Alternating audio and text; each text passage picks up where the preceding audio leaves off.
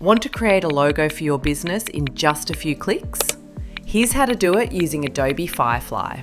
First, open firefly.adobe.com and go to Adobe Express.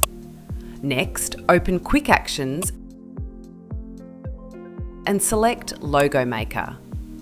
Now enter your business name and slogan. Then click Next. Choose an icon for your logo by typing your business category or niche into the search bar. Select the icon you like. Now choose your visual style. You can filter by styles like minimal, bold, elegant or organic, and also customize the color palette. Once Adobe Express generates the first logo draft, you can save it immediately or continue editing it inside the editor. For example, you can change the layout, edit the colors, replace the icon, or add different effects and design elements. When everything is ready, save your final logo.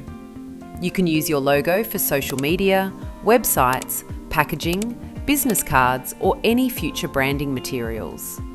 And since everything stays editable inside Adobe Express, you can always come back later and create new variations for your brand.